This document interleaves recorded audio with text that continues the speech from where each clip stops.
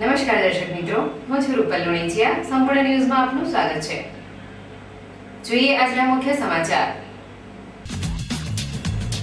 વિશ્વ કલ્યાણ અર્થે યાત્રાધામ અંબાજીમાં પરશુરામ પરિવાર કરશે મહારુદ્ર અને સતચંડી યજ્ઞ. એક દિવસીય ધર્મોત્સવમાં યોજાનાર બ્રહ્મ 84માં ભૂદેવોને પધારવા અપાયું તેડું. વજાપુરાની પ્રેમિકા પત્નીને સાસરે બાદ પિયરે અવતર છોડી. પરિવારની મરજી વિરુદ્ધ પ્રેમ લગ્ન કરનાર સુરતી યુવતીએ ન્યાય મેળવવા લીધું પોલીસનું શરણ. પાલનપુરમાં કુદરતી રહેના નાણાં ઉપર કરાતા બાંધકામ મામલે પાલિકાના ઉપપ્રમુખની કલેક્ટરને રજૂઆત. શહેરના હિત માટે બાંધકામે તાકીદે અટકાવવા કરાઈ માંગ.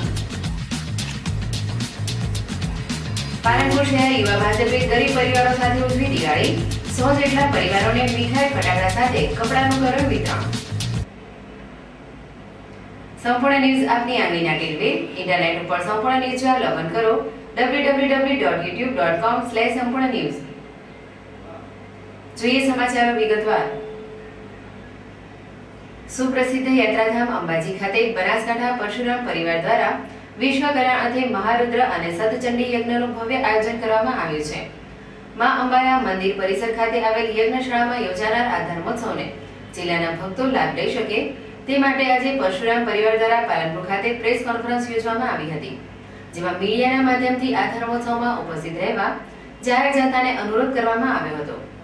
બનાસકાંઠા જિલ્લા પરશુરામ પરિવારના સ્થાપક પ્રમુખ ડામરાજી રાજગોર, અંબાજી નગર પ્રમુખ દિનેશભાઈ મહેતા આ કાર્યક્રમ અંગે માહિતી આપતા જણાવ્યું હતું કે અંબાજી ધામે તારીખ 17/10 ને શુક્રવારના રોજ સવારે 8 થી 5 કલાક સુધી મંદિરની યજ્ઞશાળાના વિશ્વ કલ્યાણ અર્થે મહારુદ્ર અને સતચંડી યજ્ઞનું ભવ્ય આયોજન કરવામાં આવ્યું છે. તેમજ આજે 4:30 કલાકે બ્રહ્મ સમાજની બ્રહ્મ 84નું સુંદર આયોજન કરવામાં આવ્યું છે, જેમાં સમાજ એકતાના કાર્યક્રમનું ઉદ્ઘાટન ભારત સરકારના પૂર્વ મંત્રી હરીનભાઈ પાઠક કરશે અને સમારંભના અધ્યક્ષ ગુજરાત બ્રહ્મ સમાજના પ્રમુખ શૈલેષભાઈ જોશી ઉપસ્થિત રહે. તો આ ધર્મ મહોત્સવમાં બ્રહ્મ સમાજના ભાઈ બહેનોને વિશાળ સંખ્યામાં ઉપસ્થિત રહેવા ભાવભર્યું આમંત્રણ પાઠવાયું છે.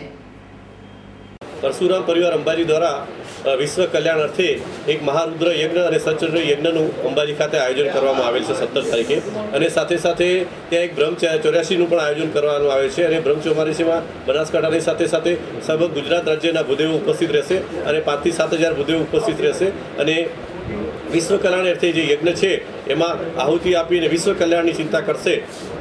અંબાજી પરશુરામ પરિવારના નેતૃત્વમાં અને બનાસકાંઠા જિલ્લા પરશુરામ પરિવારના માર્ગદર્શન હેઠળ અંબાજી ખાતે વિશ્વ કલ્યાણ અર્થે મહારુદ્ર અને સતચંડી યજ્ઞનું આયોજન કરવામાં આવ્યું છે.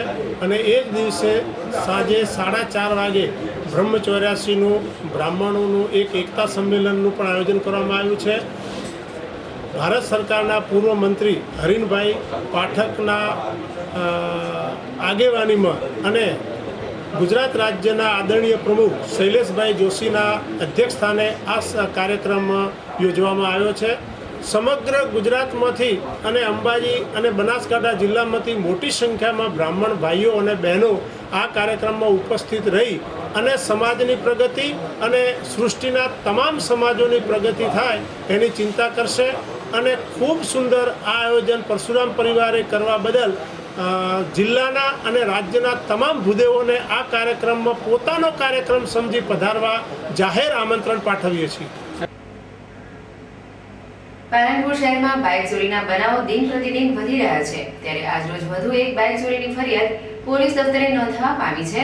જે અંગે પ્રાપ્ત માહિતી અનુસાર પાલનપુર જૂના ગંજ બજારમાં પ્રિન્ટિંગ પ્રેસના વ્યવસાય સાથે સંકળાયેલા જયંતિભાઈ ચીલાભાઈ પરમાર પોતાનું બાઇક લઈ ગત તારીખ 6/10/2014 રોજ પાલનપુર બસ સ્ટેન્ડમાં કોઈ કામ અર્થે ગયા હતા અને કામ પતાવી પાર્ક કરેલ બાઇક પાસે આવતા બાઇક ન જણાતા આસપાસમાં શોધખોળ કરી હતી, પરંતુ બાઇકનો કોઈ જ પત્તો ન લાગતા આજ રોજ પાલનપુર શહેર પૂર્વ પોલીસ મથકે બાઇક ચોરીની ફરિયાદ નોંધાવતા પોલીસે તેમની ફરિયાદના આધારે અજાણ્યા શખ્સ વિરુદ્ધ ગુનો દાખલ કરી તપાસ હાથ ધરવામાં આવી છે.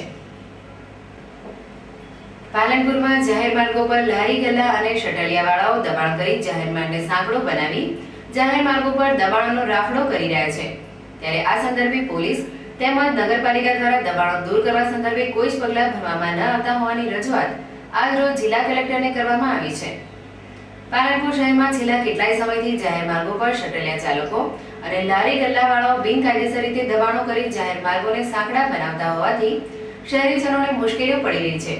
ત્યારે આજરોજ આ સંદર્ભે પાલનપુરની સોસાયટીઓ દ્વારા જિલ્લા કલેક્ટરને અરજી આપી રજૂઆત કરવામાં આવી હતી, જેમાં રજૂઆતમાં જણાવ્યા અનુસાર પાલનપુર કર્મચારી કલ્યાણ તંત્ર ભવનથી કોઓપરેટિવ હાઉસિંગ સોસાયટીઓ તરફ જતા રોડની એક બાજુએ લારીઓ, ગલ્લાઓ અને શટલિયાવાળાઓએ બિનકાયદેસર દબાણ કરી દીધું છે, જેના લીધે રાહદારીઓ અને વાહન ચાલકોને અડચણ ઊભી થઈ છે। તેમજ રસ્તો સાંકડો થઈ જતા અવારનવાર નાના મોટા જાહેરમાં ટેક્સી ડ્રાઈવરો અને ગલ્લાવાળાઓના અસભ્ય વર્તનને લીધે મહિલાઓને આ રોડ પર ચાલવામાં મુશ્કેલી પડી રહી છે।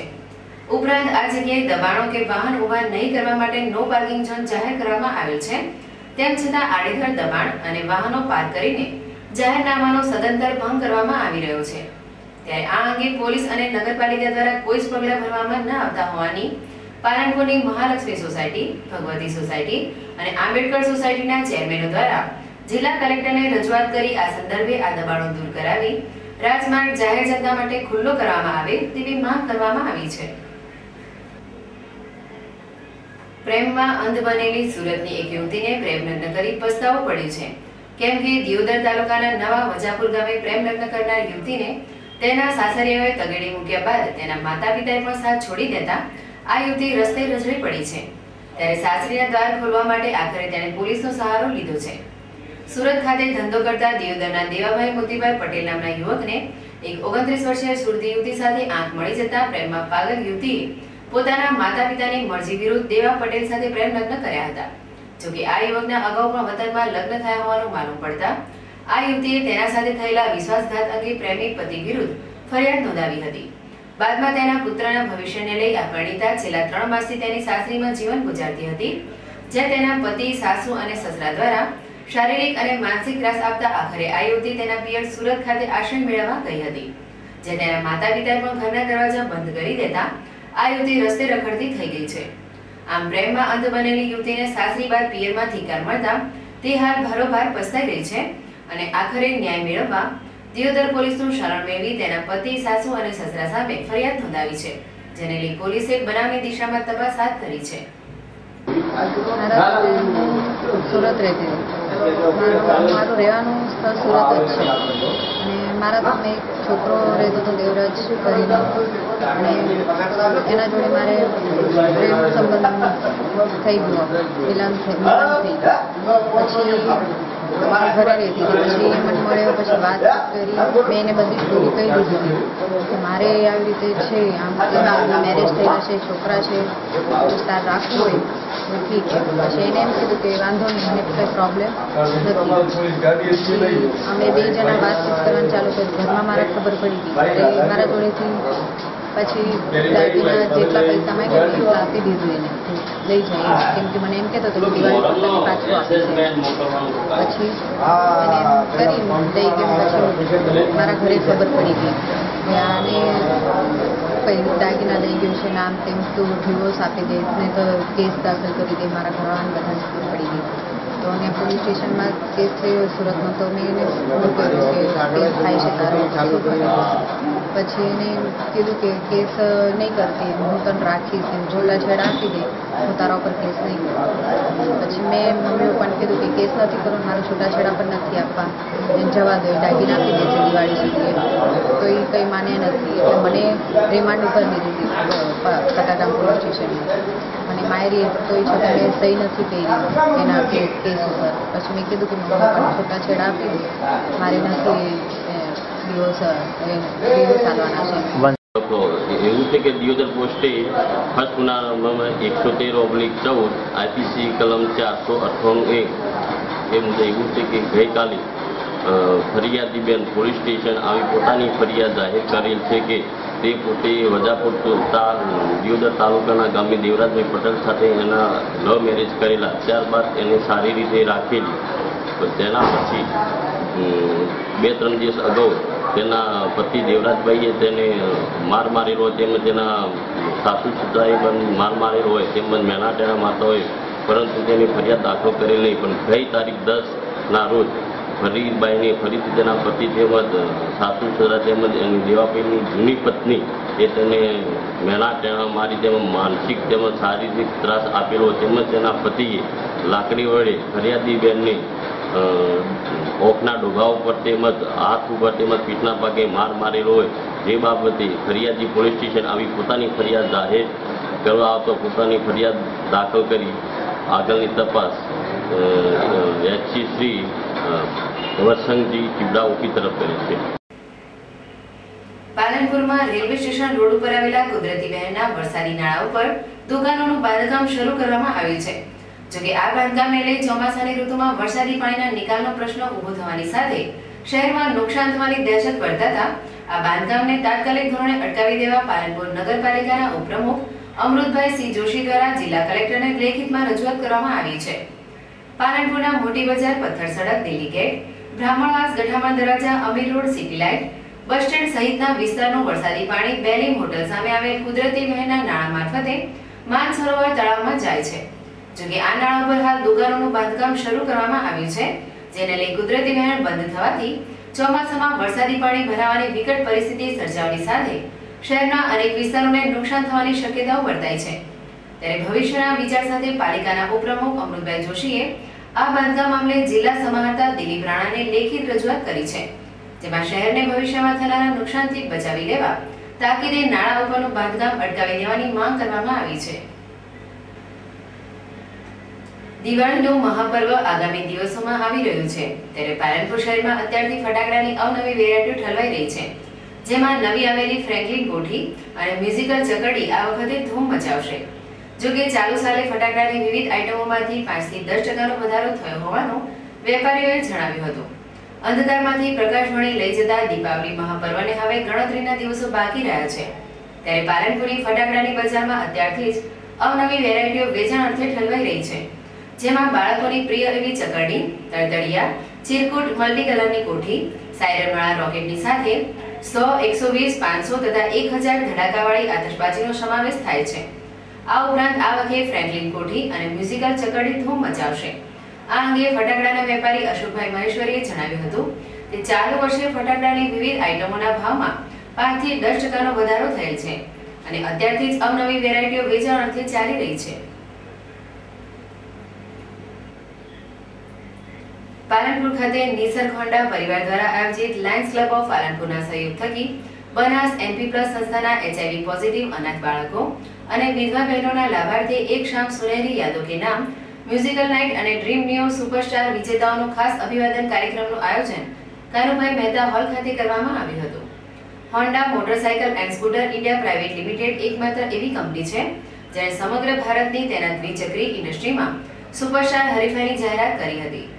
આ હરીફાઈમાં કાણોદર ગામના જાફર અલી દાઉદભાઈ અધારિયા પાલનપુરથી સમગ્ર ગુજરાતમાંથી એકમાત્ર વિજેતા જાહેર થયા છે. ડ્રીમ નિયો સુપરસ્ટાર હરીફાઈ ડ્રીમ નિયોના વફાદાર ગ્રાહકો માટે સમગ્ર ભારતમાં જાહેરાત કરવામાં આવી હતી, જેમાં ભારતભરમાંથી 20 વિજેતાઓ જાહેર કરાયા છે. જાફર અલી અધારિયાને સહપરિવાર સ્વદેશમાં ગોવા અથવા મનાલી ફરવા જવાની તક સાંપડી છે.